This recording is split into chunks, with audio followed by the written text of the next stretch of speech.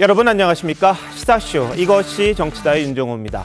국가정보원과 경찰청이 국가보안법 위반 혐의로 민주노총 사무실을 비롯해 전국 곳곳을 동시다발적으로 압수수색을 하고 있습니다. 자, 영장 집행 과정에서 국정원과 민노총 조합원들 간에 충돌이 발생했고요.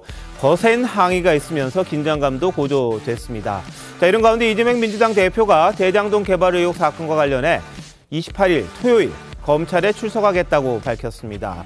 검찰은 하루 가지고 되겠느냐 이런 얘기가 나오고 있습니다만 이재명 대표 정면 돌파하겠다는 입장인데 전문가들과 바로 짚어보도록 하겠습니다. 어서 오십시오. 미래 대장동 개발 비리 의혹으로 검찰로부터 출석 통보를 받았죠. 27일, 30일 두 차례 나와라 이런 이야기가 있었는데 이재명 대표 검찰 출석하기로 했습니다. 다만 27일은 아니고 28일 토요일에 나가겠다 이야기를 했는데요. 자, 이 대표의 목소리 한번 들어보시죠. 공정함이라고 하는 것은 찾아볼 수도 없습니다. 참으로 뻔뻔하고 독재적 행태를 확실하게 보이고 있습니다. 그럼에도 불구하고 아무 잘못도 없는 제가 또 오라고 하니 제가 가겠습니다. 다만 제가 이 말씀을 꼭 드려야 되겠습니다. 검찰은 정치 보복, 사건 조작, 정적 제거하느라고 일반 형사사건 처리도 못해서 미제 사건이 쌓여도 아무 상관없겠지만 저는 국정 그리고 당무를 해야 되겠습니다. 주중에는 일을 해야 되겠으니까 제가 27일 아니고 28일 토요일에 출석하겠습니다. 그리고 우리 당내 국회의원 여러분들은 그 시간에 당무에 충실하시고 국정에 충실하시기 바랍니다.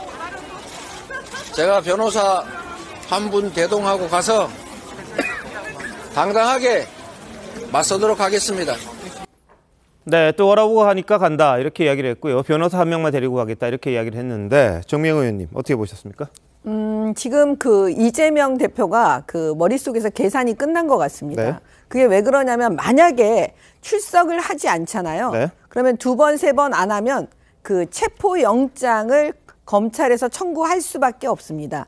그럼 방탄 국회가 있으니까 그걸 다시 국회로 보내서 그 부분에 대해서 민주당 국회의원들이 어떤 선택을 할지 그 한 번이 있고요. 그 다음에 만약에 거기서 부결을 시키면 또 한 번의 기회가 검찰에 있습니다. 그 다음은 또 구속영장 청구를 하게 됩니다. 그러면 또 다시 또 방탄국회가 열려 있으니까 또 민주당 의원들이 또 어떤 식으로든 부결을 하게 되는 그런 상황이 되니까 네. 제가 볼 때는요, 민주당 국회의원들이 내부적으로 그렇게까지는 할 수 없다라고 아마 이재명 대표한테 얘기할 수밖에 없었을 것 같아요. 네. 그러니까 체포영장 부분은 우리가 너무 힘이 드니 예? 그냥 차라리 나가시고 그다음에 조사받고 나서 검찰에서 구속영장 청구할 때 네. 우리가 방탄으로 부결시키겠다 그런 취지로 얘기하지 않았을까? 네. 그냥 제 추측입니다. 예, 27일 금요일 날 오라고 했는데 토요일 날 가겠다. 이게 이재명 대표의 대답이었습니다. 자, 정유미 변호사 왜 28일이죠? 사실 이 이틀을 통보를 했습니다. 검찰이. 그리고 굉장히 사건의 쟁점이 좀 많은 편이기 때문에 하루에 수사가 마무리되기는 어렵고 그렇다면 텀을 두고 이 양의를 선택하기보다는 연이어서 수사를 할 수밖에 없을 텐데 어쨌든 현직 야당 당 대표 지위에 있지 않겠습니까? 그렇기 때문에 본인이 미리 소화해야 되는 이런 일정들이 빈 주말을 네. 통해서 수사를 받겠다는 의지로 보입니다. 예. 자, 언론 입장에서는 토요일은 좀 뉴스가 약하거든요. 그래서 혹시 그렇게 간 게 아니냐 그런 이야기도 나오고 있는데 자, 이 대표의 검찰 출석을 놓고는 민주당 내에서 여러 반응들이 있습니다. 자, 이 과정을 극복하면 이 대표가 천하무적이 돼 있을 것이다. 이렇게 이야기하는 사람도 있고요. 당과 이 대표를 분리해서 혼자 가야 한다. 이런 지적도 있었습니다. 한번 보시죠. 김대중 대통령은 전두환 때 사형 선고까지 받고 이런 과정을 거치면서 지도자로 우뚝 서는 거거든요. 그래서 이런 과정을 다 극복하고 나면 이재명 대표는 천하무적이 돼 있을 거다. 출석도 당연히 이제 떳떳하기 때문에 그냥 하는 걸로. 아니, 죄 없는데 왜 수사받죠? 죄가 없으면 수사를 받지 말아야죠. 결국은 나갈 수밖에 없을 것 같아서 그래요. 그건 저희가 알아서 하겠습니다. 저는 가야 된다고 생각합니다. 가능하면 다른 의원들이 같이 대동하고 같이 안 가는 것이 이재명 대표가 오로지 감당해야 될 개인적 명예의 문제이기 때문에 철저히 당과 또 개인의 문제를 차단시키는 그런 모습이 오히려 더 낫다고 생각합니다. 네, 이재명 대표는 변호사 한 명과 가겠다 그랬는데요. 지난번 보면은 의원들 상당수가 많이 갔습니다. 지도부 다 왔었고요. 근데 이번에도 어떻게 할지는 좀 논의를 해보겠다. 이게 아마 정청래 최고위원의 입장 같은데, 자, 서재원 위원장 어떻게 보십니까? 그러니까 이제 모든 이제 조언은 다 듣겠지만 최종 결정은 본인이거든요. 그래서 네. 이재명 당대표는 죄가 없고 당당하게 그리고 피할 수 없다. 그러면 전공법으로 해서 소환에 응하겠다. 네. 그리고 그 여러 의원들이 이제 어떻게 보면 개인의 의견을 얘기했었지만 좀 혼자 가겠다. 그래서 좀 당과 개인의 그것을 분리하겠다. 그게 좀 받아들인 것 같고요. 저는 지금 일부에서는 계속 개인적인 일을 왜 당이 이렇게 나서서 같이 변호하느냐 이런 이야기를 하시는데 저는 정상적인 검찰의 조사 형태에서는 이게 정상적이고 동의하지만 지금 같은 경우는 계속 수사 자체를 그 당과 연결시키려고 하는 의도가 다분하다. 예를 들어 김용 그 연구원장도 같이 이제 구속됐을 때도 당사 압수수색을 해버렸거든요. 근데 그렇게 돼버리니까 이게 당과 함께 이렇게 이제 그 검찰이 의도성이 있다. 그런 의도를 말씀드리고 싶고요. 만약에 그런 의도가 아닌 만약에 곽상도 의원 같은 경우를 계속 비교하자면 이분은 50억을 받았지 않습니까? 그러면 그분이 그 당시에는 대구시당 위원장이고 대구시장 후보 영순이었으면 그런 논리면 당연히 대구시당 거기도 압수수색하고요. 곽상도가 제6정책위 위원장입니다. 그러면 국민의힘 본청도 압수수색을 하게 되면 이게 형평성이나 이런 부분이 있는데 그런 것이 없이 오직 이재명과 민주당에 대한 수색이 있다 보니 지금 대다수 국민들은 이재명 대표가 죄가 있다 없다에 대한 의견은 분분하지만 네. 이 검찰 수사가 과하고 일방적이고 편파적이다는 것은 예. 대다수 국민들이 동의한다고 생각합니다. 알겠습니다. 자, 민주당 당사 압수수색했다 그러셨는데 실제로는 민주연구원이었죠. 당사에 입주하고 있는 새 들어있는 민주연구원에 대한 거였고 곽상도 의원이 직접 50억 받은 건 아니고 아들이 받았다는 거 그거는 뭐 사실관계가 증명이 된 그런 부분입니다. 그것과 관련해서 뭐 지금 구속됐다가 그 사부 처리가 지금 진행이 중인 그런 상황이기도 하죠. 어떻게 보십니까? 일단 저는 당초 예상을 깨고 일단 출두하기로 한 배경에는 일단 여론이 그렇게 좋지가 않습니다. 네. 왜냐하면 제1당 대표가 왜 떳떳하게 조사를 받지 네. 왜 자꾸 피하느냐라는 인상을 줄 수가 있는 거거든요. 그런 측면에서 특히 이제 이 설날 밥상에 여당 대표가 떳떳하지 못하다 이런 어떤 것들은 옮기지 않는 이런 쪽으로 이제 하기 위해서 이제 출두를 정한 것 같고요. 두 번째는 일단 당내 비명계가 어떤 이번 일을 계기로 해서 상당히 어떤 좀 각을 세우고 또 이 비명계가 어떤 조직 관련 움직임을 사전에 좀 차단하려고 하는 그런 움직임이 있지 않는가 싶어요. 좀 전에 이제 이상민 의원이랑 이렇게 이야기를 했듯이 지금 비명계 같은 경우는 이거 지금 당신 개인 문제인데 당하고 연결시키지 마라. 이걸 개인적으로 떳떳하면 출두해라. 라는 목소리가 점점 커지고 있습니다. 그렇기 때문에 이 방탄막에 혹시나 균열이 날까 싶어서 일단 거기를 적극 수용한 것 같고 세 번째는 이번 대장동 사건은 사실은 지금 본인들의 핵심 측근들이 다 구속돼 있습니다. 자, 그런 상황에서 최종 결정권자인 본인은 그동안 이 대장동 문제에 대해서 최대로 어떤 이 주민 환수를 했다라고 이야기하고 있지 않습니까? 떳떳하고 이야기를 하고 있죠. 그럼에도 불구하고 왜 그러면 최측근들이 구속됐겠습니까? 그러니까 이런 부분에 대해서 만약에 성남시장이었던 본인이 출두하지 않을 경우는 여러 가지 의심을 살 수가 있다. 이런 측면에서 아마 종합적으로 일단 출두를 이제 결정한 것 같습니다. 자, 근데 이 대표가 뭐 나와도 하루가 아니라 한 이틀 정도는 수사를 해야 한다. 조사를 받아야 된다. 이게 검찰의 입장인 걸로 보입니다. 해당 의혹이 한 11년간에 걸쳐서 이루어진 것이고 그 양도 방대하다. 이게 아마 검찰에서 보는 시각인 것 같은데요. 2010년 성남시장부터 2021년 대선 후보에 나설 때까지 그 11년의 기간을 다 돌아봐야 되니까 그만큼 시간이 걸릴 수밖에 없다. 이런 입장인 것 같더라고요. 이틀 조사. 자, 정영진 변호사 어떻게 보십니까? 일단 일반 사건 같은 경우에는요. 뭐 2번이 아니라 10번, 20번도 불러요. 그러니까 예. 정확히 할 때까지. 예. 하지만 이 사건 같은 경우에는 워낙 주목을 받고 있는 사건이고 네.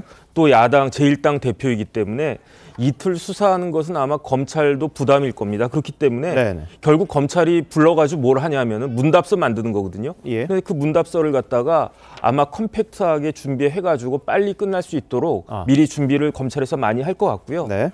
문제는 이재명 대표죠. 왜냐하면 이재명 대표가 지난번 성남 FC 사건처럼 뭐 진술서 6페이지 띡 던지고 그다음에 뭐 여기에 다 있으니까 뭐 네. 그냥 뭐 이걸로 해라 그러면은 아마 생각보다 빨리 끝날 거고, 반면에 여기에 대해서 검찰의 질문에 대해서 꼼꼼하게 대답하기 시작하면 아마 시간은 많이 걸릴 텐데 네. 사실 그 문제는 다 있어요. 왜냐하면 뭐 유동규나 다 그런 공소장에 나와 있는 것들이 결국은 문제일 거거든요. 그래서 예. 이재명 대표가 준비하려면 답에 대해서 아주 꼼꼼하게 준비를 할 수 있을 것 같은데 어떻게 대응을 할 것인지는 사실은 좀 지켜봐야 될 것 같은데 네. 제 생각에는 2번까지는 부르지 않고 1번으로 끝내지 않을까 하는 생각이 있습니다. 아, 그런가요?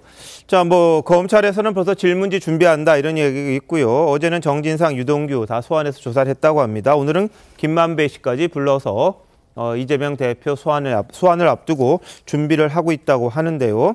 근데 검찰은 아마 이 성남 FC 사건과 이 대장동 이 두 사건을 묶어서 패키지로 영장을 치지 않겠느냐, 뭐 그런 예상들은 하고 있습니다.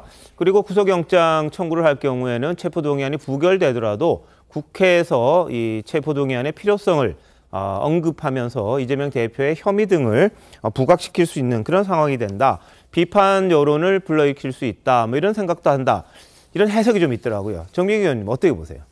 그 검찰의 입장에서는요. 기본적으로 영장을 청구하지 않을 수가 없어요. 왜냐하면 이재명 대표 아니라도 만약에 전직 시장을 했던 사람이 이런 종류의 그 범죄 의혹을 받는다면 당연히 100% 영장 청구를 하게 되어 있습니다. 그렇기 때문에 이재명 대표만 뭐 봐줄 수도 없는 거잖아요. 근데 더군다나 지금 방탄국회를 열어놨습니다. 그냥 체포 구속을 못하는 거예요. 그 국회의 동의를 얻어야 하니까요. 그럼 그런 상황 속에서 그 검찰로서는 걱정을 하지 않을 수가 없어요. 어떤 거냐면 그 매번 이걸 영장을 청구해서 계속 방탄으로 부결시키는 민주당을 보고 또 하고 하면은 오히려 또 역풍이 검찰로 불 수가 있는 상황이 될 수가 있기 때문에 지금 이재명 대표와 민주당 방탄에 대해서 국민 여론이 굉장히 높으니까 제가 볼 때는 묶어서 한 번 정도 그 영장을 청구하는 게 맞지 않나라는 생각을 검찰 내부에서 했을 겁니다. 그래서 제가 볼 때는 그 이제 묶어가지고 성남 FC와 그다음에 이거 대장동 위례 이거 조사가 끝나고 나면 그 합쳐가지고 그다음에 영장 청구를 하게 되지 않을까. 예, 그렇게 보고 있습니다. 예, 서재민 위원장. 이제 검찰이 걱정을 많이 할 것 같아요. 이제 본인들이 역공을 받을 수 있다. 왜냐하면 지난주 화요일입니다. 성남 FC 광고 검찰이 주장했을 때는 국정농단급의 증거가 차고 넘친다고 했고 언론에 따르면은 사실은 이번 주에 구속영장을 청구해야 되는 겁니다. 그런데 갑자기 또 다음 주에 대장동과 위례 수사를 받으라고 소환 조사를 하고 그러면 성남 FC 광고건에 대해서는 자신이 없다라는 것이거든요. 그러니 지금은 병 앞에서 만약에 성남 FC 광고하고 대장동 위례에 무슨 관계가 있는 것도 아니고 별개라고 주장하면서 왜 구속영장 칠 때는 함께 하냐. 이런 부분 그리고 특히 이재명 당대표 입장에서는 방탄 국회 하려고 하지도 않고 실제 일어난 것도 아닙니다. 근데 계속 국민의힘은 일하자고 해도 방탄으로 가다 보면 이 실질적으로 국민이 굉장히 필요하거든요. 그래서 저는 검찰이 얘기했지만 이제는 그 조금 이제 악수를 둔 상황에서 성남 FC 광고에 대한 구속영장이나 불구속 혹은 기각에 대한 입장부터 먼저 밝히고 대장동과 위례 지금 이제 다음 주 수사하지 않습니까? 그럼 언제 구속영장을 칠 것이냐 이 부분에 대해서 검찰이 이제 답을 할 시간이다라는 것이죠. 예, 뭐 근데 검찰이 지금 뭐 어떤 행동을 취한 게 없으니까 영장을 청구한 적이 없고요. 그냥 조사를 하러 한 거죠. 그 부분에 대해서 이재명 대표 어제 자신의 SNS에 성남 FC 후원금 의혹과 관련한 진술서 6장을 공개를 했습니다. 본인이 이제 검찰에 제출한 거라 그러는데요. 이 내용의 핵심은 사적 이익 취한 거 하나도 없다. 이런 주장입니다. 앞서 이제 이 대표가 이 적법한 광고라고 이야기했습니다만 한동훈 장관은 광고의 대가, 부정한 청탁 이게 핵심이다. 제3자 뇌물의 핵심인 바로 부당한 부정한 청탁이 있었느냐, 대가가 있었느냐 이런 거라고 반박을 했었죠. 같이 한번 들어보실까요? 개인 주머니로 착복할 수 있는 구조가 전혀 아닙니다. 적법한 광고 계약을 하고 광고를 해주고 받은 광고 대가, 광고비를 굳이 무상의 후원금이라고 우깁니다. 아무런 개인적 이익도 없는데 제3자 뇌물죄는 한 푼도 받지 않아야 제3자 뇌물죄가 되는 겁니다. 한 푼이라도 받으면 뇌물죄가 되는 거죠. 단순 뇌물로 처벌되게 됩니다. 이재명이 성남시장으로서 성남시의 기업들을 유치해서 세수를 확보하고 일자리를 만든 일이 성남 시민구단 직원들이 광고를 유치해서 성남 시민의 세금을 아낀 일이 과연 비난받을 일입니까? 핵심은 부정한 청탁의 유무인 것이죠. 그 돈을 받는 곳이 공공성이 있다? 이런 부분은 이 죄의 성립에 영향이 없는 겁니다. 인허가권이라든가 이런 국가의 공적 임무를 사고 팔면 안 된다. 그것이 제3자 뇌물죄의 핵심입니다. 이미 수년간 수사를 해서 무혐의로 처분된 사건을 다시 끄집어내서 그 사건은 무혐의 처분을 된 적이 한 번도 없습니다. 무혐의 처분됐다는 거 누가 말한다면 그거는 그냥 거짓말입니다. 네, 이 대표는 서면 진술서에서 지금 말한 것과 거의 비슷한 논리를 제공했다고 합니다. 근데 한동훈 장관은 하나하나 조목조목 반박을 했는데요. 어떻게 보세요? 뭐 이재명 대표도 법조인이기 때문에 네. 제3자 뇌물죄가 어떤 죄인지는 잘 알 겁니다. 사실 우리 국민들도 박근혜 전 대통령 구속 때 이걸 많이 공부를 했습니다. 네. 그래서 그거에 대해서는 잘 알고 있죠. 당시 이재명 대표는 이 박근혜 전 대통령에 대해서 바로 체포해야 된다라고까지 이야기했던 분 아니겠습니까? 네. 핵심은 그겁니다. 결국 이제 부정한 청탁이 있었냐는 것인데 성남 시민의 세금을 아껴줬다고 그러는데 문제는 자, 이 두산건설이 가지고 있던 병원 부지에 대해서 그동안 벌금을 계속 물려왔습니다. 20억씩 물려왔거든요. 제대로 이제 병원을 안 지으니까. 그런데 당시에 이제 이 벌금을 부여하지 않고 50억을 광고비로 내는 조건으로 해서 당시에 이제 이 병원 부지를 상업용지로 바꿔줬습니다. 네. 용적률을 또 높아졌어요. 자, 그러면 이 두산건설 입장에서 보면 병원 부지로 계속 벌금을 받던 것이 갑자기 이 땅 가치가 엄청나게 높아졌습니다. 지금 뭐 거의 조 단위로 높아졌다는 거 아니겠습니까? 그럼 그건 어떻게 할 건데요? 자, 자신이 가지고 있는 인허가권을 이용을 해서 기업에 특혜를 줬습니다. 특혜를 준 대가로 50억을 받은 거예요. 근데 그 다음 해부터는 이 광고비를 주지 않습니다. 바로 이런 것들이 제3자 뇌물죄고 본인도 인터뷰에서 이렇게 이야기를 했습니다. 네. 정치인은 다 이득을 노리고 하는 것이다. 자신이 이번에 이야기할 경우에 성남 시민들이 이재명이니까 잘한다라는 걸 할 것이고 그걸 바탕으로 해서 다음 자리도 갈 수 있다라고 본인 입으로 이야기를 하셨어요. 네. 아무 이익도 안 받다는 이야기는 아닙니다. 본인이 정책 이득을 받다는 이야기를 했고 그대로 실행이 됐습니다. 어떻습니까? 성남시장 재선했고 경기도지사 됐습니다. 대선 후보가 됐습니다. 네. 그거는 결국 이재명이 한다. 이재명이 160억 모으면 모은다. 네. 그걸 보여줬기 때문에 그렇거든요. 성남 시민들 어떤 혜택 받았을까요? 그 160억으로 성남 시민들이 받은 혜택은 제가 볼 때는 별로 그렇게 나타나지 않는 것 같습니다. 네. 사실 특혜라는 측면으로 볼 수도 있겠지만요. 그 당시에 두산 건물 부지는 병원으로 허가가 났지만 병원 부지로 활용을 못하고 있어서 20년 동안 방치됐습니다.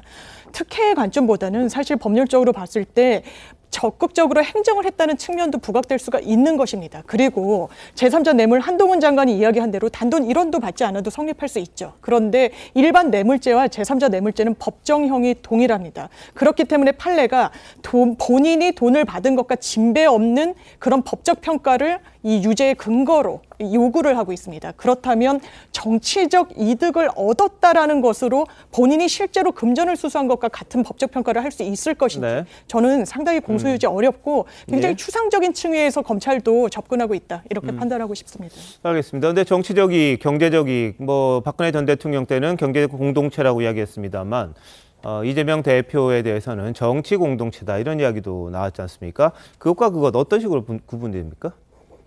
일단은 두산건설이요. 그 땅을 갖다가 불화받은 것은 병원 부지로 불화받은 거예요. 그러니까 싸게 불화받은 거죠. 그다음에 두산건설은 거기에다가 병원을 지으려고 했던 거죠. 왜냐하면 경영 판단을 잘못한 거예요. 왜냐하면 그 이후에 서울대병원도 들어서고 뭐 여러 가지 차병원도 들어서고 그랬으니까.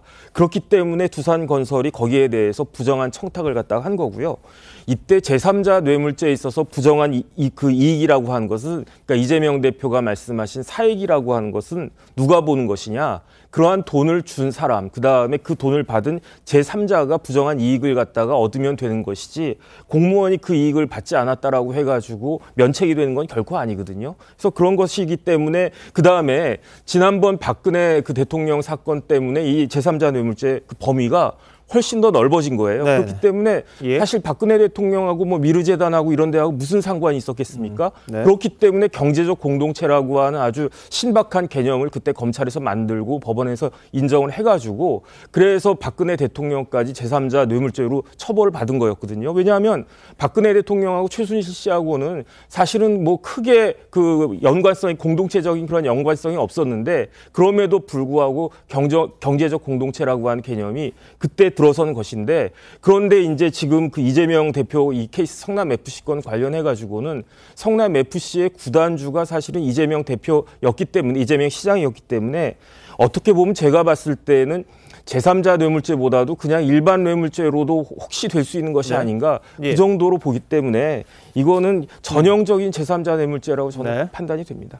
알겠습니다. 자, 이 부분에 대한 판단 이제 법원에서 할 수밖에 없을 것 같습니다. 기소는 뭐 불가피한 걸로 보이고, 구속까지 할 건지 그런 부분에 대해서 검찰이 지금 고민하고 있는 그런 상황인 것 같은데요.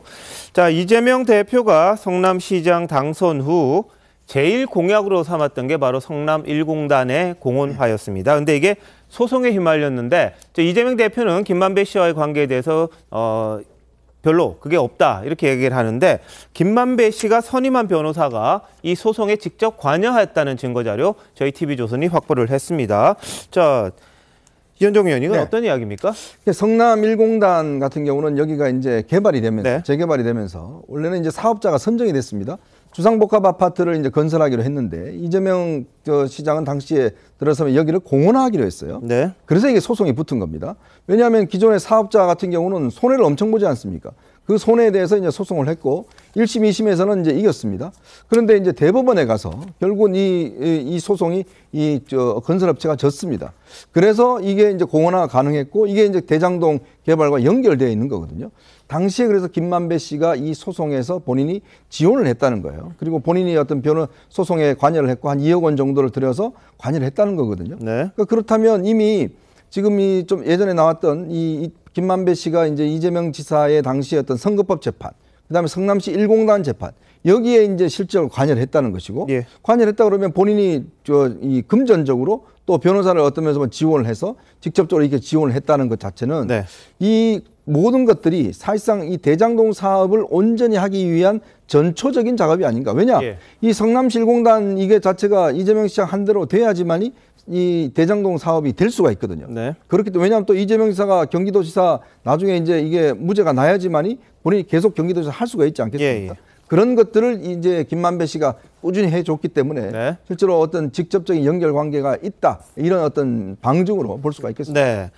그러니까 이 상고 이유서를 수정했던 파일이 발견이 된 겁니다. 화천대유 이성문 대표가 성남도공의 정민용 기획팀장에게 보낸 이메일인데, H로펌에서 이 만든 거를 A 변호사 측에서 재수정했고 이게 최종안이 될 것 같다, 뭐 이런 이야기를 했다는 거예요. 그러니까 이 문제는 소송과 직접 관련이 없던 A 변호사와 화천대유가 성남시의 상고 이유서 작성에 관여했다, 이런 부분입니다. 그러다 보니까 뭐 비공식 수임한 거냐, 제2 변호사비 대납 아니냐, 뭐 이런 의혹이 제기됐는데, 한민수 대변인은 바로 일축했습니다. 들어보시죠.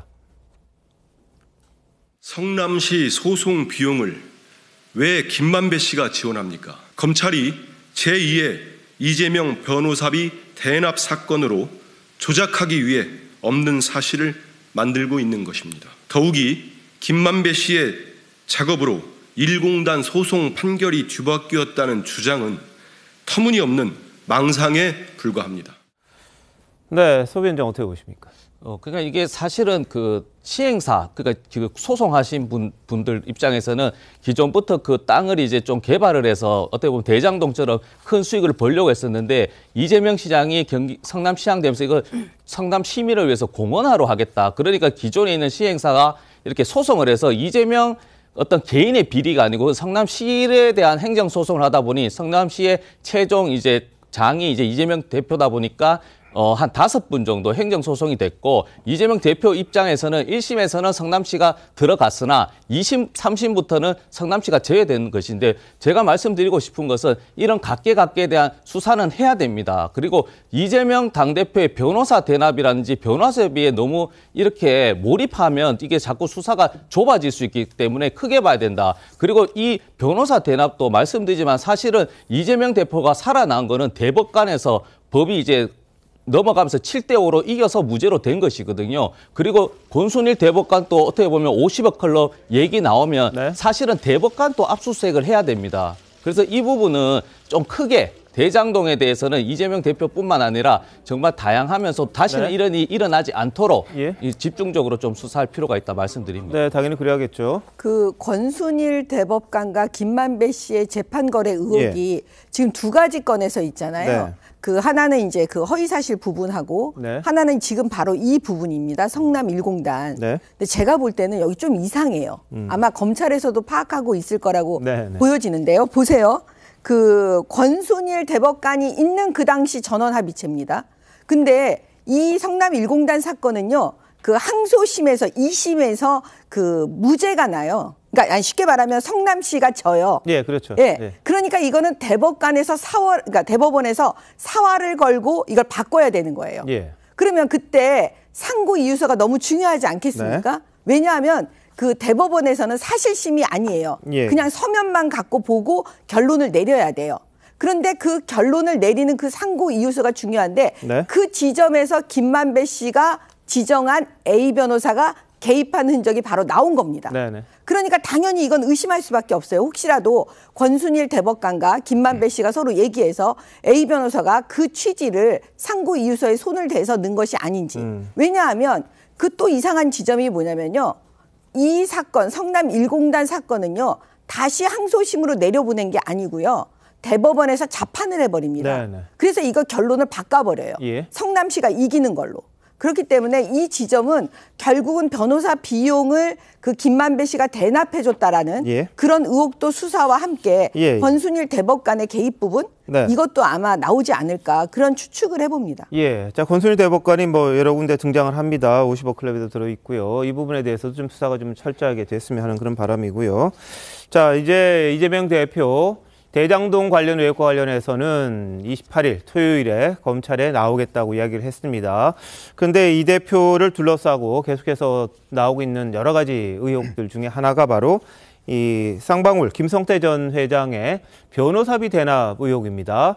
근데 두 사람은 서로를 잘 알지 못한다 이렇게 부인을 했습니다. 관계에 대해서 일단 들어보시죠. 쌍방울과 이재명은 대체 무슨 관계입니까? 인연이라면 이거 내이 사입은 거 도대체 저는 김성태라는 분 얼굴도 본 일이 없거든요. 근데 그분이 왜 제 변호사비를 내며 받은 사람은 대체 누구냐 그럼 그 사람 잡아가든지 정말 황당무계해요. 쌍방울에 그 이재명 대표 캠프에 있던 분들 착각하신 거는 좀 어떻게 생각하시나요? 알고 계셨나요? 경찰관 진행하겠습니다. 쌍방울 전원 사채 중에 변호사비로 흘러 들어간 건 없었을까요? 전혀 없습니다. 이재명 대표는 전혀 모르십니까? 연락한 적도 없고요. 측근들도요. 전혀 모릅니다. 지금 전혀 모른다고 말씀하신 건가요? 예. 네, 김성태 전 회장, 이재명 대표 서로 모른다고 그랬습니다. 내의 하나 사입은 것밖에 없다. 그렇게 이야기를 했는데 김 전 회장과 이 대표가 가까운 관계로 알고 있다. 이걸 쌍방울 전직 임원이 진술한 게 어제 법정에서 나왔습니다. 자, 정 변호사, 이러면 어떻게 되는 건가요? 일단 법정에서 진술하니까 만약에 저 사람이 증인이 진술을 잘못한 것이다라고 하면 위증죄가 되겠죠. 예. 그러니까 심사숙고해서 네. 정확하게 이야기를 갖다가 했을 거라는 생각이 들고 그렇다라고 하면은 이재명 대표와 김성태 회장이 아무리 서로를 모른다라고 부인을 했다고 하더라도 그렇지 않다라고 하는 증거와 그 정황이 나타난 거 아니겠습니까? 더군다나 이재명 대표와 관련된 많은 사람들이 지금 김성태 회장하고 또 연관이 많이 되어 있고요. 대표적으로 이화영 부지사 법인카드를 수억을 썼다라고 했고, 그다음 또 많은 사람들이 또 쌍방울의 그 관계 계열사의 사회이사 같은 것들을 활약하지 않았습니까?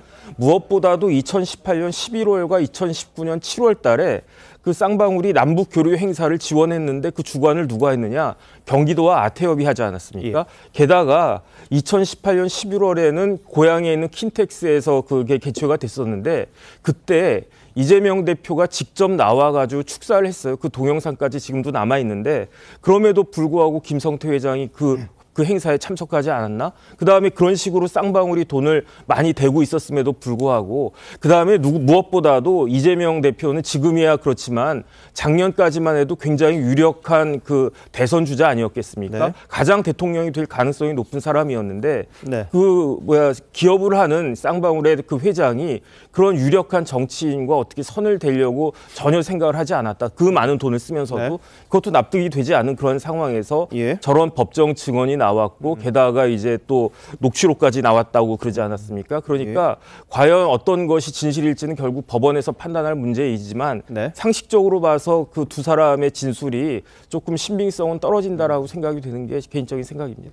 네, 법원에서의 증언 당연히 유의미하죠. 그런데 검찰의 질문은 친한 관계냐, 가까운 관계였느냐라고 묻고 있습니다. 이거는 체험 사실을 묻는 것이 아니라 어떻게 보면 의견을 묻고 있는 것입니다. 해당 이 비서실장이라는 사람, 언론이 어떤 의미인지 추가로 취재를 하자 사내에 도는 소문을 언급한 것이라고 이야기했습니다. 그렇다면 뭐 언론에서 진단하듯이 위증죄 등등의 어떤 위험이 있다기보다는 이게 정말 법정에서 유의미한 진술이려면 이를테면 이재명 대표와 김성태 전 회장이 어느 자리에서 만나는 걸 본 사실이 있느냐.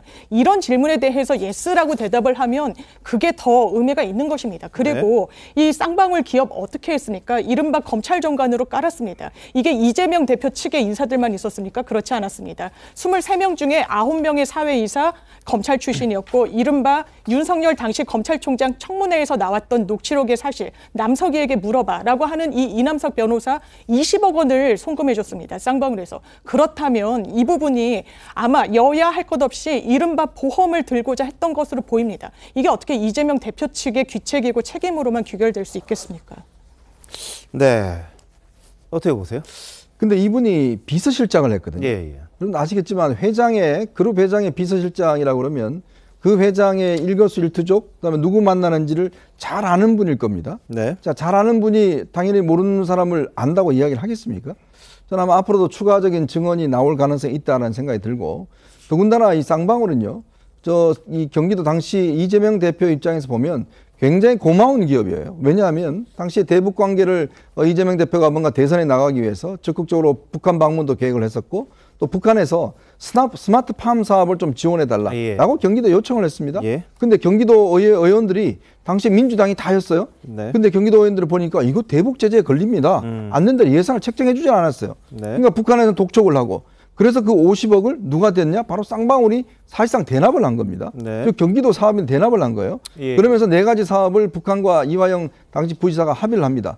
자, 이런 고마운 기업에 있는 대표를 전혀 모른다? 이거 전부 다 어떤 면에서 이재명 대표가 북한 방문도 기획을 했었고 옥류관을 갖다가 지금 뭐 고양시 쪽에다가 유치를 하고 이게 자신의 어떤 대선 전략과 관련해서 뭔가 북한하고 대북 관계를 잘할 수 있다. 이걸 보여주기 위해서 이해찬 전 대표, 이화영 씨 뭐 이런 사람들을 다 동원한 거 아니겠어요? 자, 그런데 거기에 가장 도움을 주고 가장 많은 돈을 투자한 이 쌍방울의 김성태 회장을 모른다라고 한다는 거는 제가 볼 때는 아마 김문기 씨를 모른다는 거하고 좀 비슷하지 않겠는가 그런 생각 듭니다. 자, 검찰이 확보한 녹취록에는 이런 대목이 있다고 합니다. 쌍방울 부사장 출신 한모 씨인데요. 지난해 1월 지인에게 이렇게 이야기했다고 하네요. 이재명 후보는 성태형하고는 가깝지. 본사에 있는 내 방에도 2번이나 왔는데 도지사 직전, 도지사 되자마자인가 이런 말을 했다는 녹취가 있다. 이게 검찰의 주장이기도 합니다.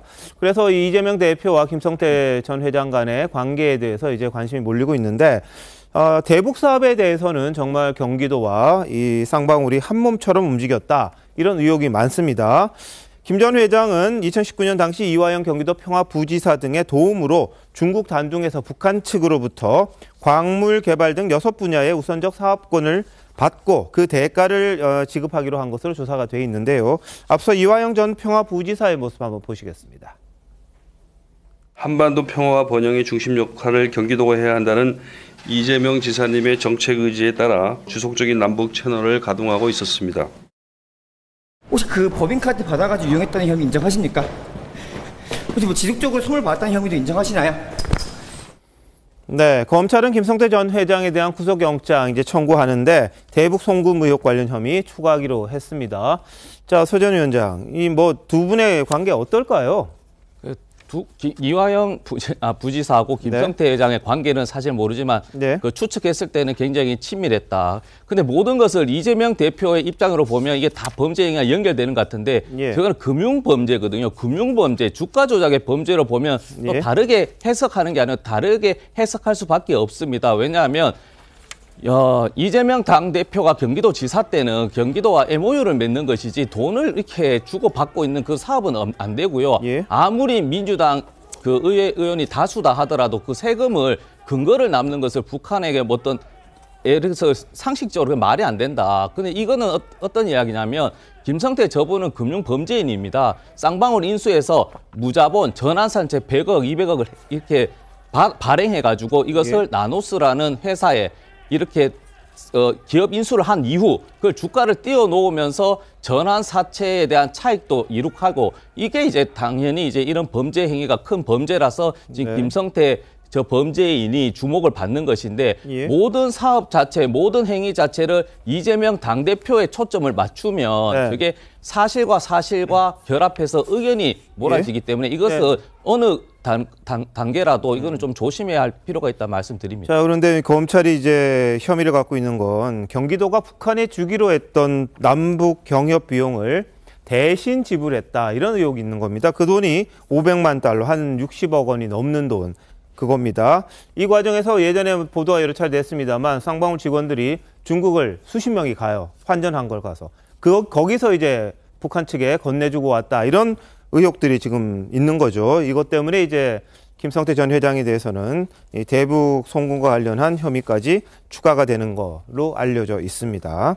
자, 근데 김성태 전 회장 전주 지역을 연고로 활동하다가 2000년대 들어서 상경했습니다. 대부업을 시작했고 주가 조작 세력에 자금을 대는 등의 방식으로 자산을 키워온 걸로 알려졌습니다. 앞서 한동훈 장관은요, 이 주가 조작, 무자본 M&A 등 같은 이 경제 질서를 어지럽히고 약한 사람 괴롭히는 조직폭력범죄 반드시 뿌리 뽑겠다 이렇게 이야기를 했었는데 거기에 좀 맞아떨어지는 분이 아닌가 싶네요. 한번 보시죠. 깡패가 설치는 기미가 벌써부터 보이고 있습니다. 깡패도 설치기 시작하면 이 사람들 기업인이라고 하고 다닐 거고. 주가 조작, 무자본 M&A 등에 개입하여 경제 질서를 어지럽히고 약한 사람 괴롭히는 조직폭력 범죄를 반드시 뿌리 뽑읍시다. 우리나라가 조직폭력배들이 백주대낮에 활보하고 정치인 뒷배로 기업인 행세하면서 국민을 괴롭히는 나라가 되어서는 안 됩니다. 멀쩡한 기업을 사냥해서 주가 조작하고 돈 빼돌리고 정치인에게 뒷돈 주고 그리고 북한에 몰래 돈 준 범죄인이 수사받다가 해외로 도피하면 최선을 다해서 잡아와야 하는 것이 국가의 임무입니다. 네, 김성태 전 회장 송환 과정에서 뭔가 음모가 있는 게 아니냐, 이게 민주당 일각의 시각이기도 했습니다.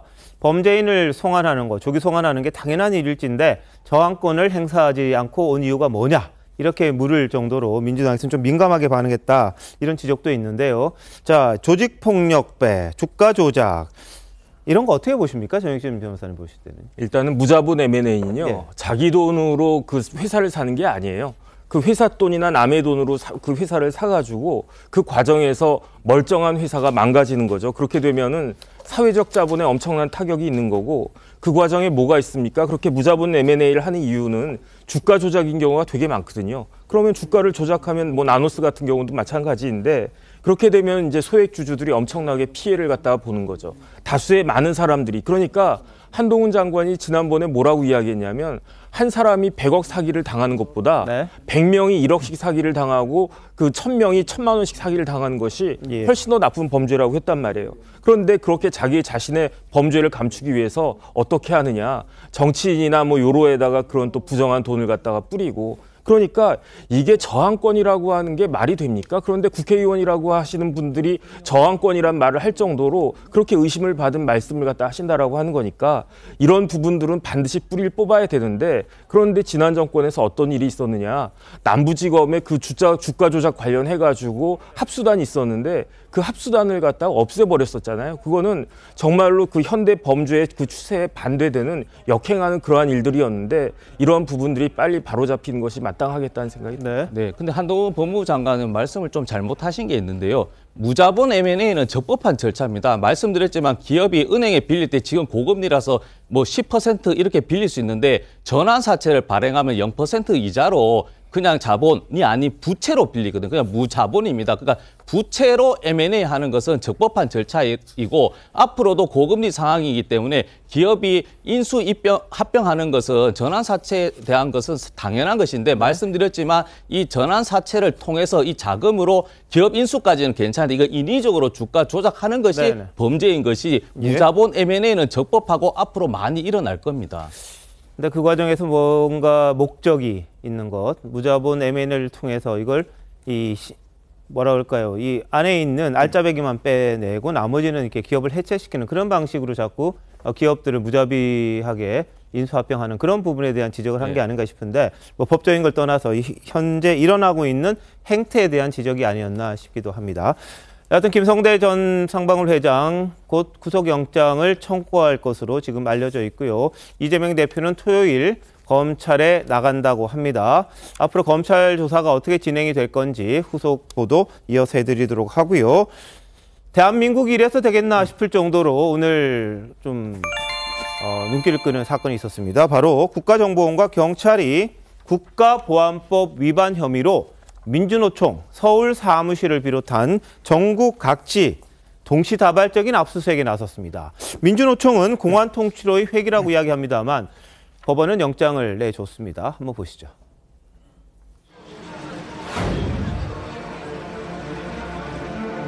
막지 마세요! 그만하고 막지 말라고!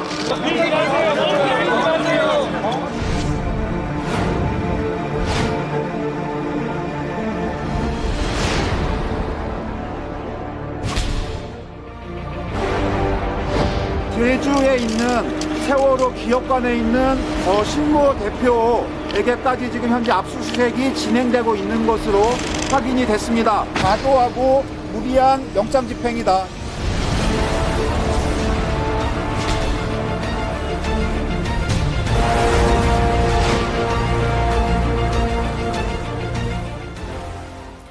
네, 국정원과 경찰이 압수수색한 곳이 서울과 제주고요. 한 10곳 정도 된다고 합니다. 근데 지금 국정원에서 여러 간첩 혐의를 두고 국가보안법 위반 혐의로 여러 곳을 수사하고 있는데요. 대상이 어디냐면요.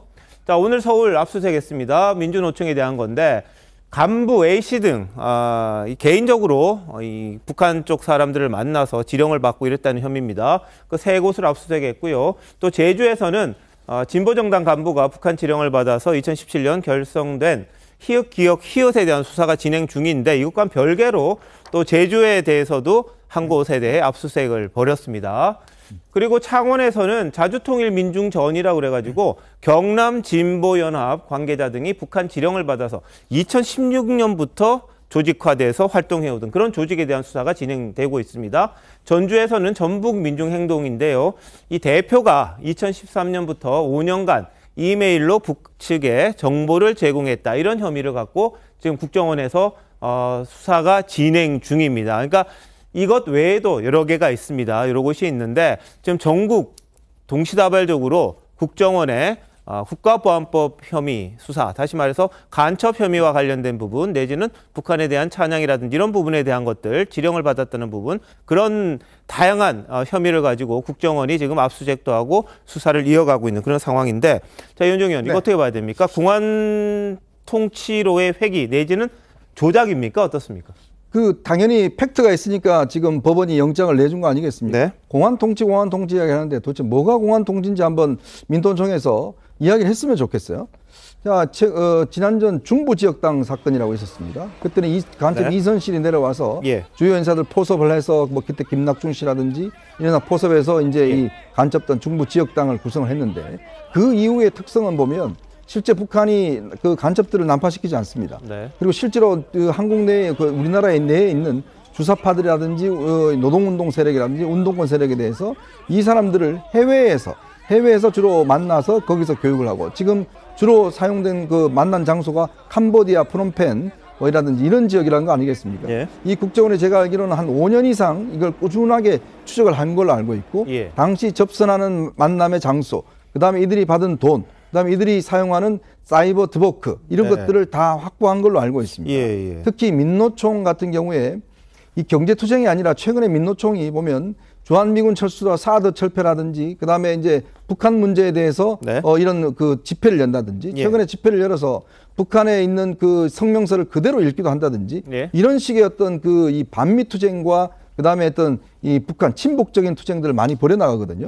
그만큼 이 민노총이 경제투쟁에서 사실상의 이념투쟁과 그다음에 친북적 투쟁으로 많이 전환되어가는 흐름이 있었습니다.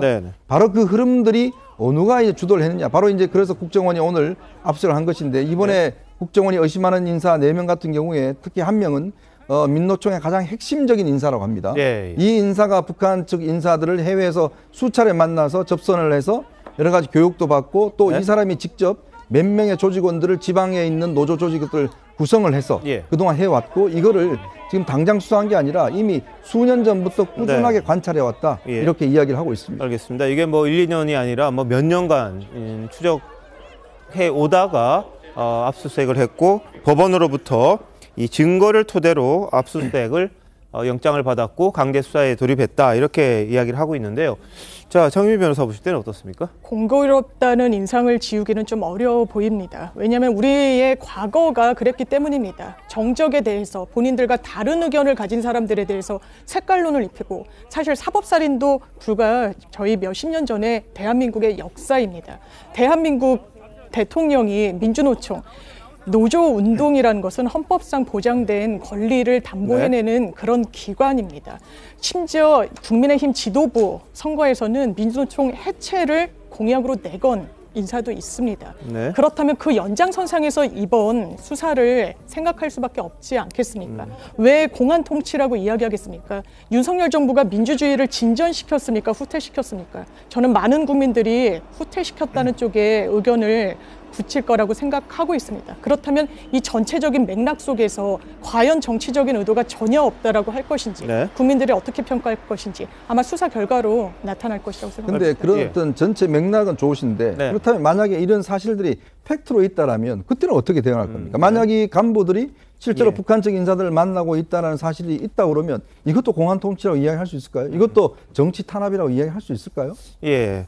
자, 뭐 화물연대라든지 뭐 민주노총의 파업 같은 부분에 있어가지고 대통령이 뭐 원칙을 준수하니까 지지율이 올라갔다, 이런 분석도 있었습니다. 그런데 뭐 노조의 총파업이나 뭐 집회 이런 부분이 아니라 이 간첩단 사건과 관련된 이 국가보안법 위반 혐의, 이걸 이유로 지금 압수수색을 들어간 거기 때문에 이 노동운동에 대한 것과는 좀 별개가 아니냐, 뭐 이런 이야기도 좀 나오고 있긴 합니다. 수년간 내살했다, 이렇게 이야기를 하는데요. 오늘 국정원이 민주노총에 대한 압수수색 과정 굉장히 대립이 많았습니다. 충돌도 있었고요. 1시간가량 대치하다가 30명이 갔는데 5명만 들어가는 조건으로 일단 압수수색을 했다는데요. 한번 보시죠.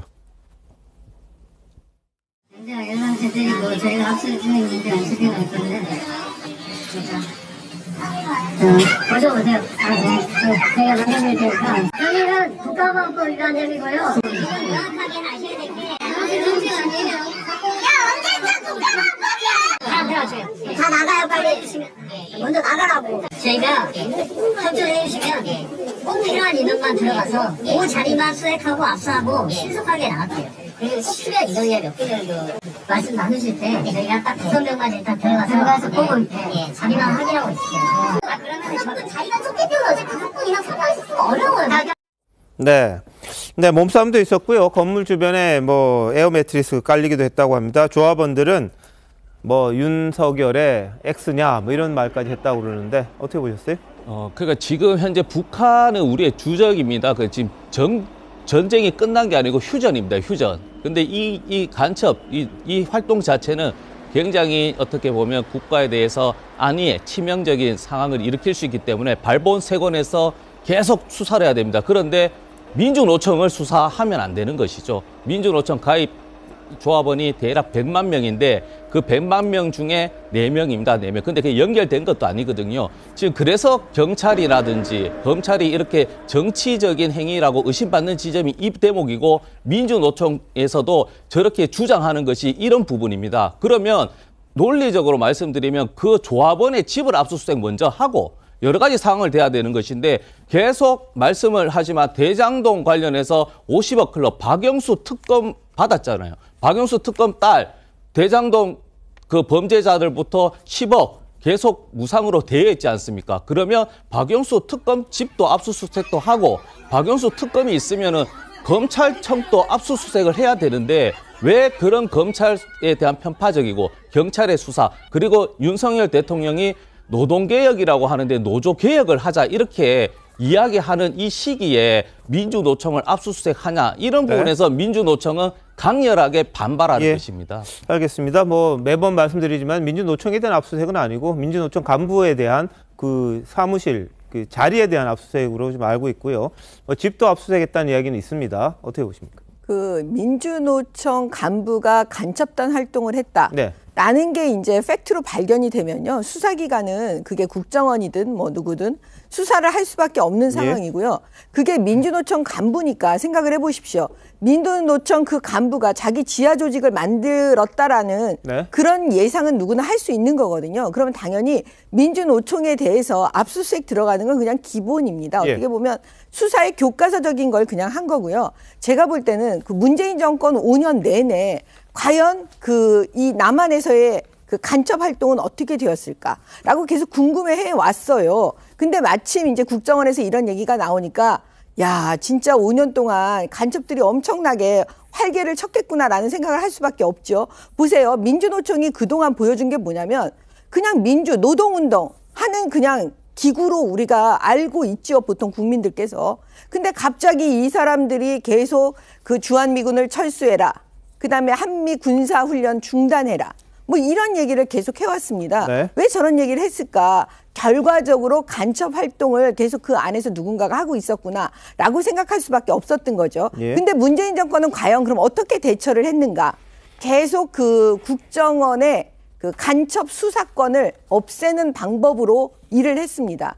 그 민주당이 국회에서 단독으로 국정원법을 바꿨는데요. 거기에 보면은 뭐냐면 간첩 수사권을 없애고 경찰로 넘겨줍니다. 이제 1년 후면 국정원은 간첩 수사 못하게 되어 있어요. 그러니까 이 부분도 지금 우리 국민들께서 지켜보셔야 되는 부분이고요. 이미 검찰에서는 이 간첩 수사에 대한 그 기능을 거의 잃어버렸다고 보면 맞습니다. 이 간첩 수사는 노하우가 굉장히 많아야 되는 건데 그 노하우 자체를 없애버리고 그 절대 할 수 없는 그 경찰로 그걸 넘겨준다?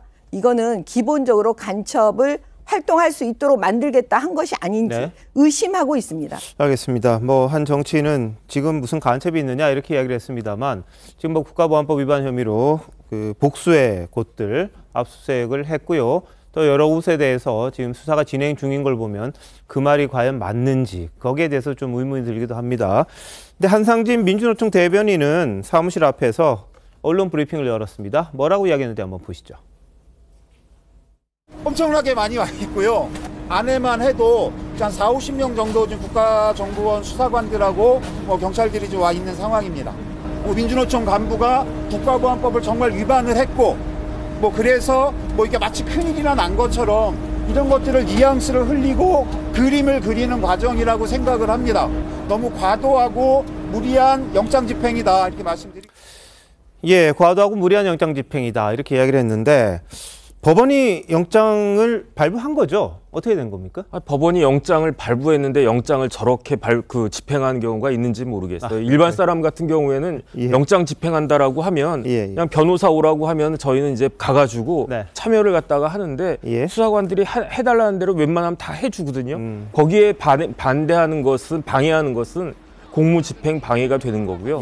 사실은 공안 통치라고 하는 것은 독재 정부가 자신의 정당성이 없음을 은폐하기 위해서 이런저런 행위를 하는 게 공안 통치인데 사실은 이제는 그 체제 경쟁이 끝나지 않았습니까? 우리나라 같은 경우에 군부 독재가 종식된 지가 벌써 몇십 년이 지난 거고 그다음에 북한이 어떠한 나라인지 어떠한 사회인지 모든 사람들이 다 잘 알고 있잖아요. 그다음에 이제 서재원 위원님 말씀하셨지만은 지금 북한하고 우리나라하고는 아직 휴전 중인데 그런데 지금 북한이 무엇을 하고 있습니까? 핵을 개발하고 미사일 쏘고 있고 그다음에 최근에 무인기까지 보내고 사이버 공격하고 이러한 과정에서 그럼에도 불구하고 아직까지도 이렇게 간첩이 있다라고 하는 것이 사실은 많은 국민들한테 이제 충격적이다라고 이야기할 수가 있고요.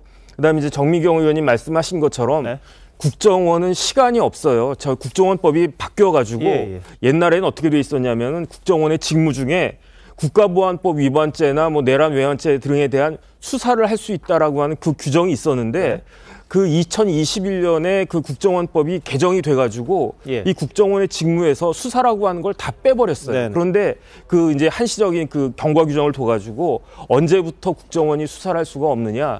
2024년 1월 1일부터거든요. 이제 1년도 안 남고 한 11개월 정도밖에 안 남았는데 그동안에라도 이제 국정원 입장에서는 간첩과 관련된 여러 가지 수사 첩보들을 갖다가 다 그 취합해가지고 어쨌든 결론을 지어야 된다라고 생각을 하는 것 같고요.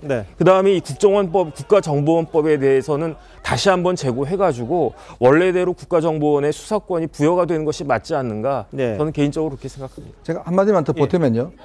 지금 이번에 그 관련자가 민노총에 뭐 2인자라고까지 이렇게 준 핵심 인사입니다. 자, 그렇다면 민노총이 이런 사실이 있다면 저는 당연히 수사에 협조해야 된다고 봅니다.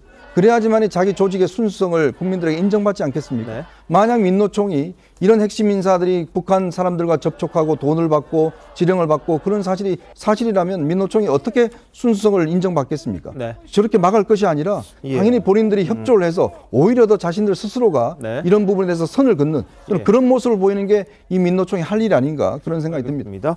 자, 지금 말씀하신 민노총의 핵심 간부 A씨 2016년부터 코로나 이전인 2019년까지 매년 해외에서 북한 공작원을 만났다는 게 지금 국정원의 주장입니다. JTBC가 보도한 내용이고요.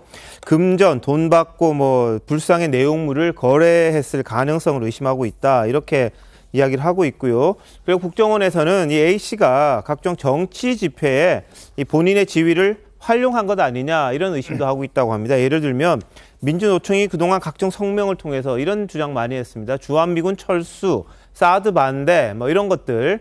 그러니까 이 노동과는 좀 무관한 이런 정치적인 것들을 한 게 이런 영향이 아니었겠느냐 뭐 이런 데 또 의심을 두고 있다고 합니다. 자, 장미 변호사 어떻게 보십니까? 사실 민주노총은 할 수 있는 행위가 법정돼 있습니다. 어떤 근로자의 노동자의 근로 환경 개선과 관련해서 할 수 있는 거고 정치 파업 같은 거는 불법으로 규정되고 있기 때문에 만약 실체가 있다면 실제로 북한을 접선해서 금품을 수수하고 내부 정보를 전달했다라면 그거는 사실 민주노총도 당연하게도 처벌을 해야 된다라고 이야기할 수밖에 없는 그런 국면이다. 다만 이런 정치적인 맥락이 전혀 없을 것인가에 대해서는 의문점이 좀 가시지 않는 부분이 있는 것 같습니다. 자, 그러니까 사드 배치 문제에 대한 거 그리고 한미 군사협력, 한미 연합훈련 이런 데 대한 반대가 민노총이 과연 할 수 있는 거냐 뭐 이런 부분에 대한 지적이 일부에서 나오고 있죠. 뭐 우리나라에 대한 모든 걸 노조에서 할 수는 있겠습니다만 굳이 이런 주장을 한 이유가 뭘까 뭐 이런 부분에 대한 지적입니다. 자, 서 위원장 어떻게 보세요? 그러니까 지금 말씀드렸듯이 만약에 민주노총의 어떤 노동의 권익 개선에 대해서 충실하지 못하고 정치권의 어떻게 보면 정치 활동에 대한 지원에 어떤 그 우회적인 지원에 대한 문제 지적이라면 저는 받아들일 수 있겠습니다. 그러나 사드 배치 건을 간첩 사건과 연결시켜서 한다면 정말 그런 논리라면 저도 그렇고 대구 경북도 그렇지만 성주 시민들도 사드 배치한 반대를 지속적으로 외쳤거든요. 그럼 그 속에서도 그러면 간첩과 활동이 있는 것이냐. 저는 계속 말씀드리지만 간첩은 잡아야 됩니다. 간첩은. 네. 그런데 왜 민주노총을 이렇게 정치적으로 연결해서 그리고 윤석열 대통령의 한마디에 이렇게 일사불란하게 움직이는 그런 의심을 받을 행위를 하냐. 그런 말씀을 계속 드리는 겁니다. 네.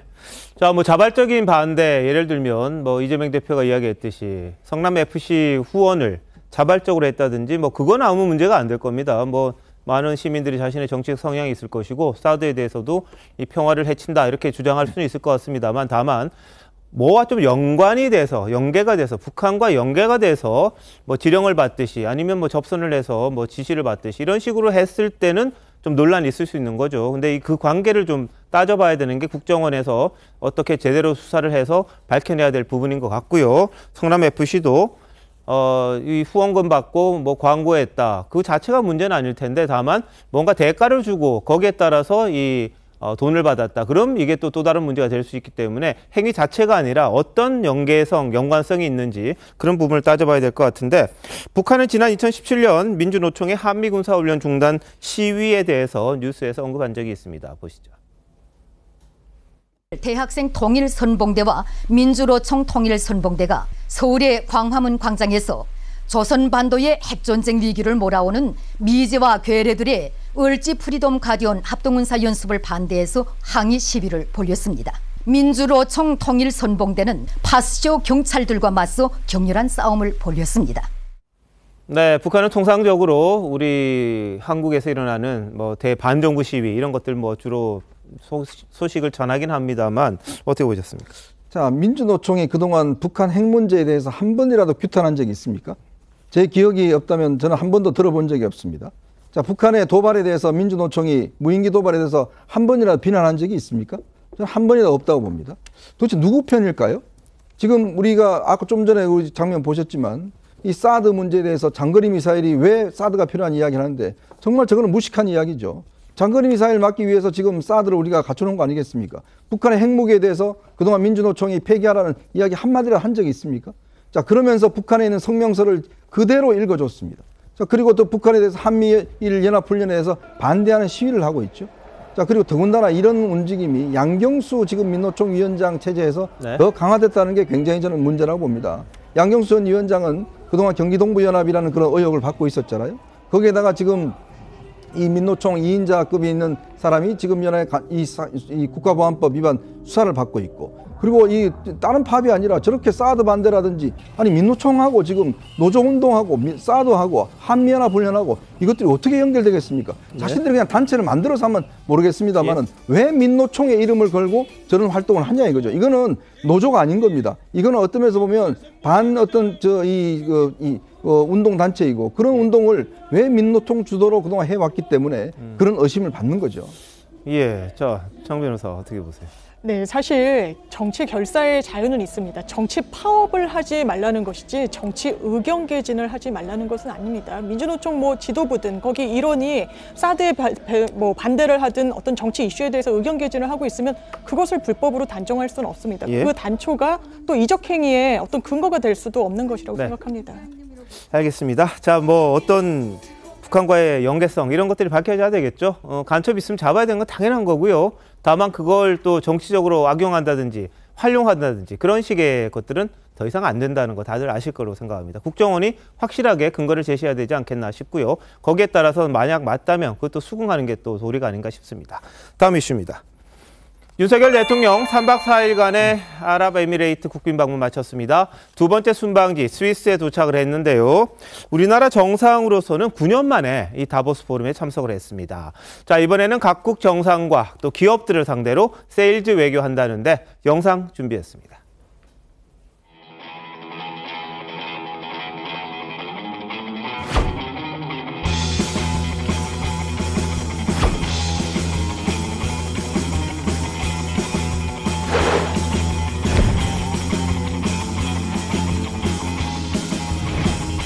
첫째도 경제고 둘째도 경제고 셋째도 경제입니다.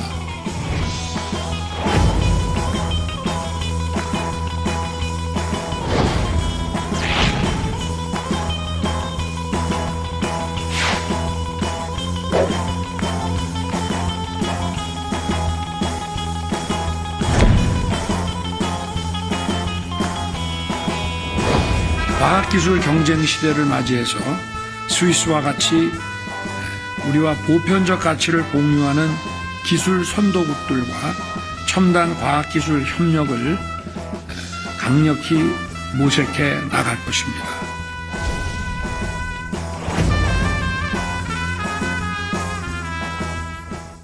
네, 윤 대통령 우리 동포 80명 정도와 간담회부터 가졌고요.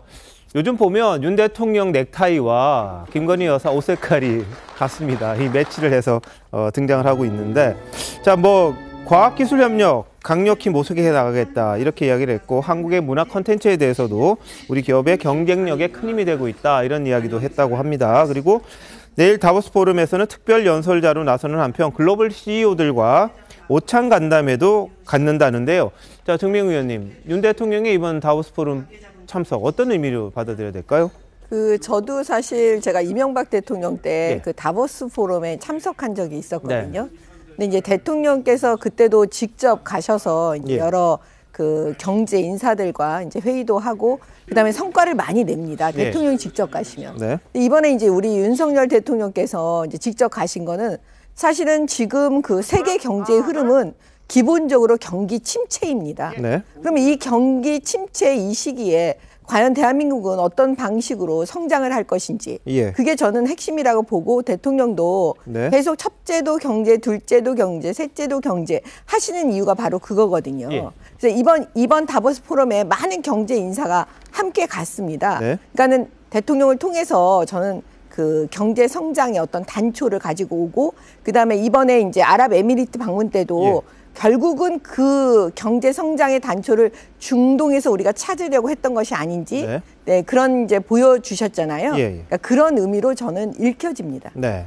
자, 윤 대통령이 지금 경제 하고 있습니다. 중동에서는 제2의 중동붐 대통령이 앞장서서 하겠다 이렇게 이야기를 했고, 300억 달러 이 공동성명서에 이 적시될 만큼 UAE와 굉장히 좋은 성과를 냈습니다. 그 부분이 이제 좀 더 현실화될 수 있도록 좀 보살펴야 될 부분이 있는 것 같은데, 한편 김건희 여사가 최근 들어서 이제 단독 일정 많이 가졌습니다. 아랍에미레이트에서만 4차례 단독 일정 소화했는데요.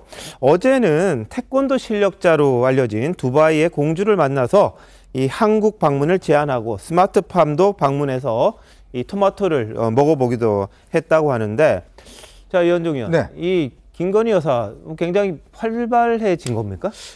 아랍에미레이트 같은 경우는 이제 7개의 토호국들이 모여서 만든 나라이지 않습니까? 특히 아부다비 같은 경우는 이제 아랍에미레이트의 핵심적인 국가죠. 석유도 거기서 뭐 대부분 납니다.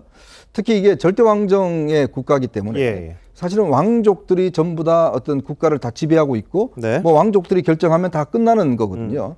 그런 어떤 이 체제의 특성이 있습니다. 그렇기 때문에 이번에 김건희 여사가 이제 왕의 어머님, 그 다음에 뭐 공주 등등을 만난 것도 전부 다 어떤 그런 외교, 이 소프트 외교 차원에서 이 특히 이 중동 국가 같은 경우는 사람 관계를 굉장히 중요시하거든요.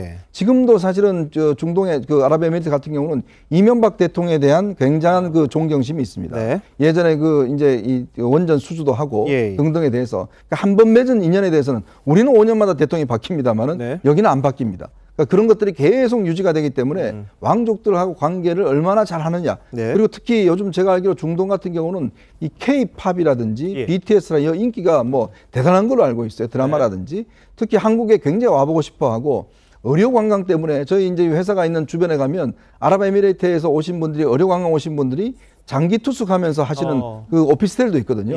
그분들이 쓰시는 돈이 아주 그냥 어마어마하게 많습니다.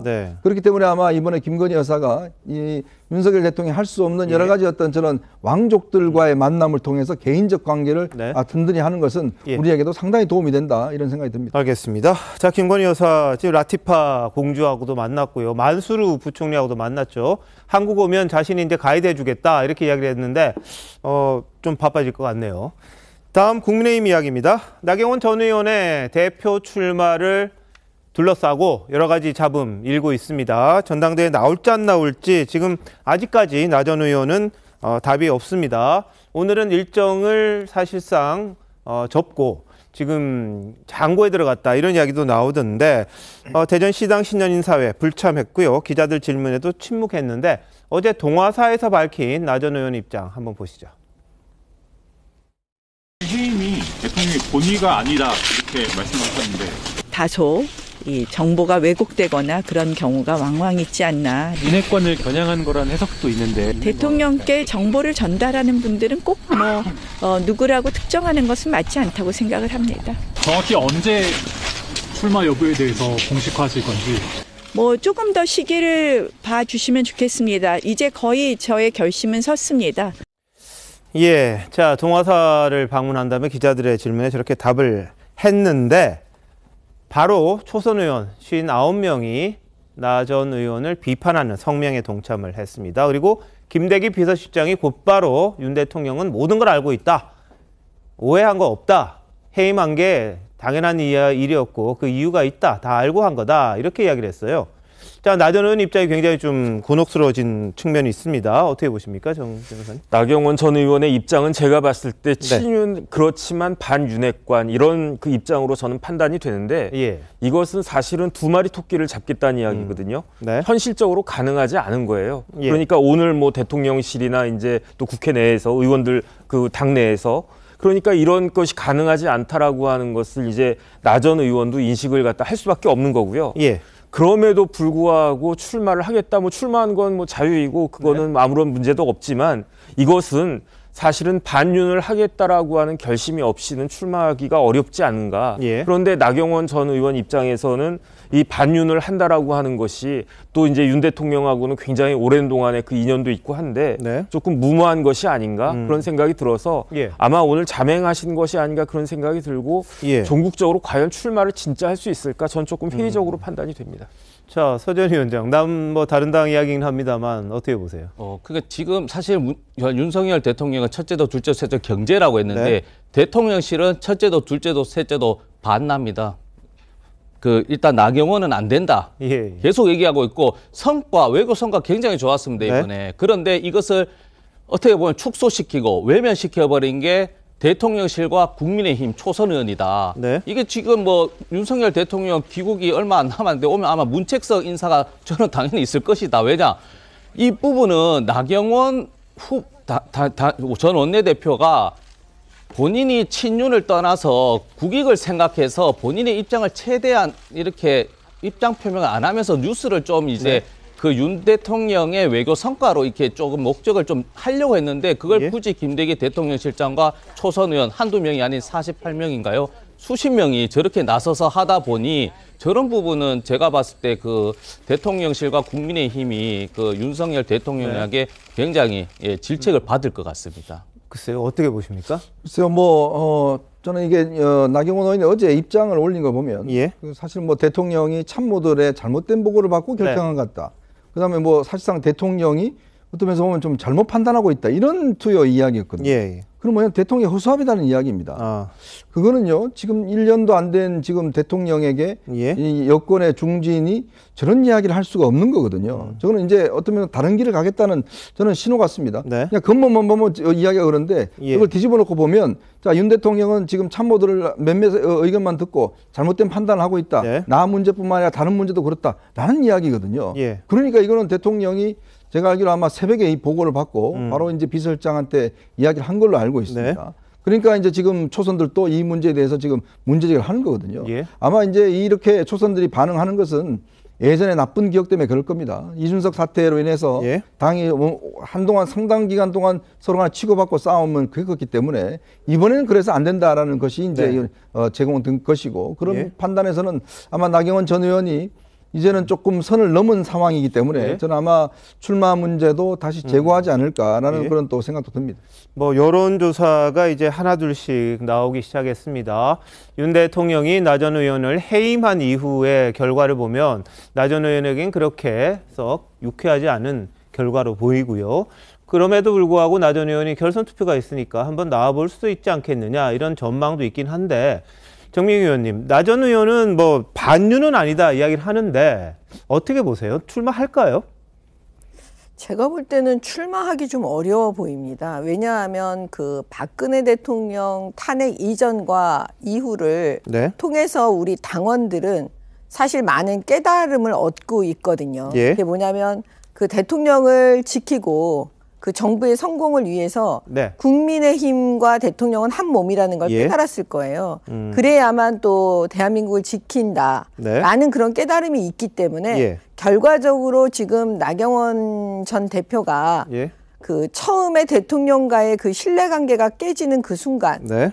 당원들은 결과적으로는 그 대통령 윤석열 정부의 성공을 위해서 그 자리에 설 수밖에 없기 때문에요. 알겠습니다. 저는 나오지 않을 거라고 봅니다. 알겠습니다. 전 의원 결심이 거의 뭐 됐다는데요. 어떨지 한번 볼까요? 잠시만요.